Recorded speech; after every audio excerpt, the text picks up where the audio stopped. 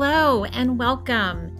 You're listening to Start Again with Shaunna Lee, the place where you will be reminded that it's never too late and you're never too old to do the damn thing. So stick around if you're ready to vibe higher and be inspired to chase your dreams. Together, we will uncover your soul's truest desires. Now, if you're ready, let's get started. Well, hello, my friends. Welcome back to another Simply Shaunna episode. I am bringing you a few tips today. Listen, we have spent a lot of time this season talking to business owners, and I've been providing you some tips along the way on how you might discover your business idea, how you might align your passions in a way that you can monetize. Like we've been talking about all these things just to kind of wrap your brain around whatever is already in the back of your mind, kind of calling to you. How do you quantify that? How do you move forward with that? Okay, so for those of you who have the business idea and you're finally ready to maybe consider starting this business, I have some tips for you. So before we overcomplicate it and think about all the many, many things to do, I want to give you 3 simple steps that give you everything you need to tiptoe into this business venture of yours. Now, listen, before you go down to register your business with your local city or within your state, you can test the waters and you can throw ideas out there. And here's the thing, you've heard me say this many times recently, you can always change your mind. So this is going to give you the 3 steps that you need to do to go out and say, I'm going to try this new thing. And listen, if it doesn't work, who cares? Maybe you had some fun along the way. Maybe you'll learn something. I do, in fact, know that you will learn something. So here they are, the 3 steps that you need in order to start a business. 1, you need to create your website and your socials. I'm going to dig into this in a little bit. Second, you need to define who your customer is. And 3, you need to tell the people. That's it. Now I'm going to walk you through each of these 3 steps with some tips and tricks along the way. But that's really it. You need to create your presence. And this, listen, even if you one day dream of a brick and mortar store where people come into your shop to buy your wares or hire you for your services, you can start today with just a website. You can start with just social media. The one thing that is really, really important is that you really spend some time thinking about who your customer is, who that ideal customer is. Even if you are like me and you think, well, what I do can help anyone, it is important to hone in on who that ideal customer is. And we're going to talk about that in great detail. The last thing is the very most important part, and that is telling the people what you're doing. This is what's scary for most of you, and we're going to talk about that. Okay, so first of all, creating a website. I put creating a website and socials together in the same section because, listen, you can go out and hire a website designer to create this beautiful website for you that does any and all of the things that you could possibly do on a website. Or you could simply go to Facebook and set up a business page, and that can act as your website for now. So we can make this step as complicated or as simple as you would like to. When it comes to creating a website and or your social media presence, here's the thing. Think of it like your virtual business card. This is where people can go online in some way, shape, or form to find out who you are and what your business is about. So at the very simplest aspect, you just need it to show how people can get in touch with you, what you look like, what your business looks like. And these can get really complicated for sure, but you really just need a basic starting point. So if you want to go out and buy your domain, you can usually do that for pennies on the dollar and capture that holding place. Even if you do nothing with it, but you've got your business name or you know what your website's going to be called, go capture the domain, and then that can be a third step if you want it to. From there, go create. Now, I say socials, but listen, again, we want to keep this simple. So if you want to start with just Facebook or just Instagram, beautiful, then do that. You need some real basic information to set it up. I'm sure each of you has at least ventured out into a single social media platform. I will say this can get very complicated very fast because you can be in all the places. You don't have to be. So all you have to do is pick the one social media platform that you're the most comfortable with and start there. You can always add, you can jump on any trend, any new social media platform that comes up. You can jump on all of these as they come up down the road because, Threads is the one we're all talking about right now. I'm technically there doing next to nothing. So you can always change your mind. You can always shut down a profile. I will say, side note, if you are on Threads, I have heard, and I have not tested this, if you join Threads and then delete your profile, I have heard that it will in fact delete your Instagram profile as well. So, word of caution. However, all you need to do is create your presence, your virtual presence on the internet in some way, shape, or form. You can also create a Google business profile. If you are going to have a local, in-person presence somewhere one day, I would highly recommend doing that. But we can keep this really simple as a starting point. Now, listen, I started my website initially as an author site. The idea of putting my face and what I'm doing and sharing with the world on the internet seemed really, really scary at first. And now when I think about all the times that I've revised my page and changed things and changed direction of my business, it kind of is comical that I even fretted about it at all. But here we are.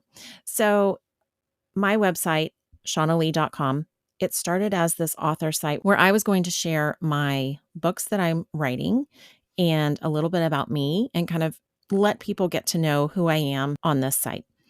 It has since morphed, and now I sell online courses. So I've added an online cart to my website. I have done each of these different things myself because I use Squarespace to manage my site. So I bought the domain on GoDaddy.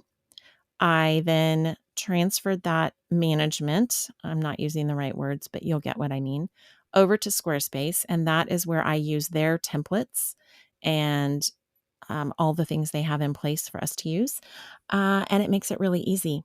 And the minute I want to know how to do a new thing that I didn't know how to do before, I go to their tutorials and I learn how to do the one thing that I'm looking to learn. And little by little, I have gotten to the point where I now manage that entire website myself. Every landing page, every little aspect, I have learned how to do that myself. And I only say that because if I can learn how to do this, so can you. I am not the most technically savvy person that you will ever meet.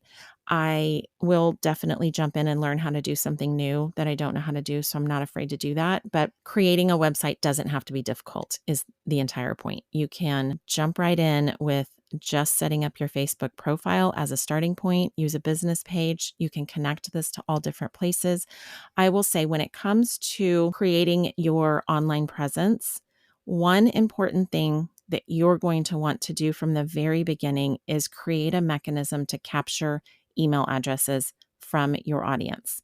This will become more important down the line when you're trying to grow your audience, you're trying to move from one social media platform to another. Any one of the things that you'll want to do down the road will be important to have captured an email address. So that's my one word of advice when it comes to creating, whether it is your Facebook profile page or an Instagram handle, or you're actually generating a new website, just create a mechanism to capture email addresses. When you are growing a following on social media, you don't own those followers. That audience isn't your data. You don't own it. the social media platform does. So if, one day Instagram deletes your profile, or the entire platform goes down, or there's a glitch in their system, any one of these things that are outside of your control, you no longer have access to those people who have been following you. However, if you have captured email addresses in any one of these places and you're generating an audience that way, you own that data, you have those people, and you can always contact them through another mechanism. So you capture your email addresses, and even if you're using MailChimp, you've got a download mechanism. So you always have that data available to you. And those people are your people. That's important to keep in mind when you are determining if you're just going to start your business on a Facebook business page, or if you're going to actually venture into creating a website. That is step one. You can do this in the privacy of your own home without anyone knowing you've done it. It's an amazing way to just tiptoe into this arena of, I might start this business one day. And you don't have to tell anyone until you're ready. So that would be step one.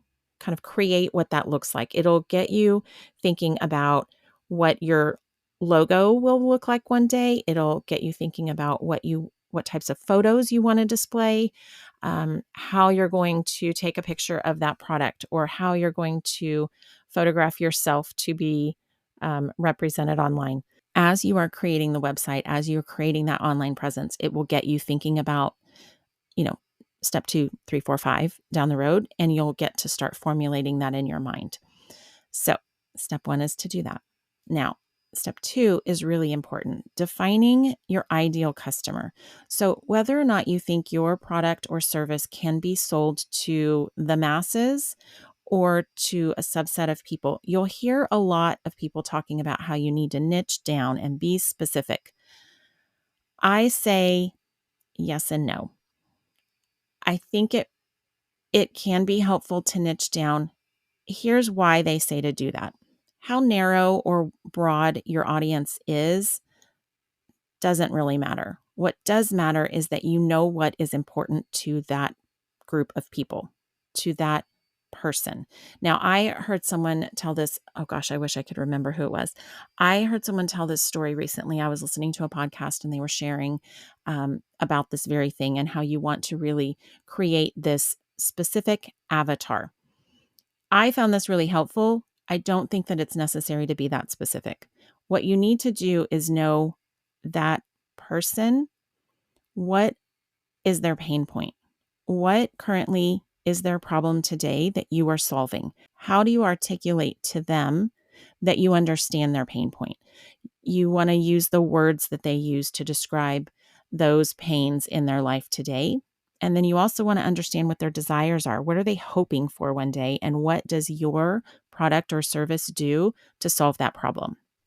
You want to understand how you're going to help that person solve their problems, ease their pain points, and reach their desires. So as long as you can articulate that to that person in a way that resonates with them, that is what's important. And so you want to spend time thinking about, who is my customer? What do they spend their time doing? But all of these questions that you can ask yourself, who are they? Where do they work? Do they have a family? Are they married or not? Are they male or female? How old are they? Like, really spend time thinking about who this audience is, ideally. That will allow you to then hone in on their pain points and desires. And that is what is important about step 2. So the third step is, okay, you've spent some time thinking about how you're going to present yourself to the world on the internet. Then you've talked about and thought about who the people are that you're talking to. Now it's time to tell the people. Now listen, this is the scariest step, and I'm going to get you through it. So when you start talking to people about this business, it is going to be a really good way of you testing the waters before you go down the path of buying the property that you're going to sell your products out of. Before you do any of the really big, giant steps to solidify this business, it lets you just start telling people, just start talking to your mom, brother, sister, your children, Because as you do this, a couple things are going to happen. One, you're going to get some naysayers. And here's what you need to pay attention to. And everybody who's going to question your business idea, provide you feedback on how you could do it bigger, better, whatever, there are going to be two different aspects of this. One, in some cases, they're going to be giving you some really critical feedback, which is great. How is it landing with these people that you're telling? Here's what I want you to keep in mind, though. As you are getting people who are going to give you what can feel like negative criticism, I need you to remind yourself, is this person my key customer? Because chances are, a lot of the feedback you're going to get from people is not really representative of what you should do differently in your business, but how they view themselves in the world. Very, very important to keep in mind. One, it's going to keep you centered on where you're going and your path towards this business becoming a reality. And two, it's going to thicken your skin a little bit because you're not going to take to heart everything that people say, but just always kind of ask yourself, is this my key demographic? Is this my ideal customer? And chances are your mom is not your ideal customer. So if she's voicing a concern, it's usually more about her fear of what might happen to her in her life, and she doesn't want that to happen for you. So a lot of time it's just people's personal fears kind of coming to light. I will also say that it's going to mirror to you how sure you are about this business. It's going to mirror what your energy is bringing. So through the years, as I talk about my business, the things people have said and the feedback I've received has shifted. And so the more sure and confident I've become about my business and who it is that I'm here to help, the more I get positive feedback when I'm talking to people. So this whole tell the people phase, which is so super scary, really is just your way to kind of test the waters and see, is your messaging landing? Do you need to tweak the way you're talking about it? I think it's really important to have your elevator pitch. So anytime you're at, a happy hour, a wedding, some sort of social event, you have in your back pocket how you're going to talk about your business to perfect strangers. And when you start to venture out telling the people, it's going to be a little rocky at first. And so you can kind of tweak your message. You can craft your elevator pitch one by one as you talk to people, which is great. Now, when you are talking to someone who is your ideal customer, this is the really valuable conversation because this is where you get that feedback loop and you get to hear from them firsthand on if your messaging is landing. If the words you are using to describe their pain points are hooking them into the conversation, you're on the right path.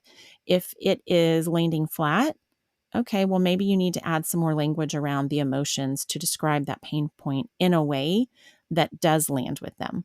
And so these conversations that you're having one-on-one are that feedback mechanism, and it lets you get that feedback in real time. And then you build your confidence along the way. So the more that you are having these conversations in real life with actual real life people, then you'll feel more confident about posting on social media and saying the things publicly to everybody about this new business of yours. So those are my top 3 things that you should do if you want to start a business. They're very simple. It lets you tiptoe into this arena of owning your own business. And let me tell you, you can do this. And let's say you made 10 social media posts and you created a whole website and it took you 3 days after work each night to work on this website. And then you can change your mind and you can say, you know what? Nah, I don't really want to do that. No harm, no foul. You can just close up shop because all you've done is created a website, created a social media handle that you can delete, and you told a few people about an idea you had. So it's a really great way to just test it out. See how you feel about it once you start talking to people. Here's what I know to be true. The more you have conversations and you take one step and then you take another step, it's going to build your confidence, and you're going to either build momentum towards, oh my God, this is the thing I need to be doing, or you're going to get some redirection and you're going to think, nope, I don't have it in me to do this, or I didn't think about this one aspect that is really overwhelming. It'll teach you what you need to learn still, or it'll tell you you were going down the wrong path. Either way, really fucking valuable feedback. So it lets you just test it out before you go register a business, before you tell the IRS that this is what you're doing. You can just test it out and see how it goes on the side. And then you know if you've got something. That's when you know if you're on to the idea of a lifetime. So, my friends, that is my top 3 things to do if you want to start a business. Excellent 1, 2, 3 steps. Create your social media presence, your website, whatever mechanism you're going to use to tell the world virtually what you're doing. Define who your customer is, and then go tell the people. It really is that simple. So there you go. Short and sweet today. Thank you so much for listening. As always, I so appreciate the listens, the shares. Be sure that you've subscribed, so as we release new episodes, you are notified in whatever app you use to listen to your podcasts. If you haven't already, please go leave a review. These things matter so much. Even if you say 3 words, love the podcast, that is helpful. So would certainly appreciate to see more of those reviews come in and tell us what you think. And of course, as always, if this episode really resonated with you and you think of a friend who could use these 3 tips, please share it with them as well. So thank you, my friends. Happy Tuesday to you. I will be back on Thursday with another interview. Till then.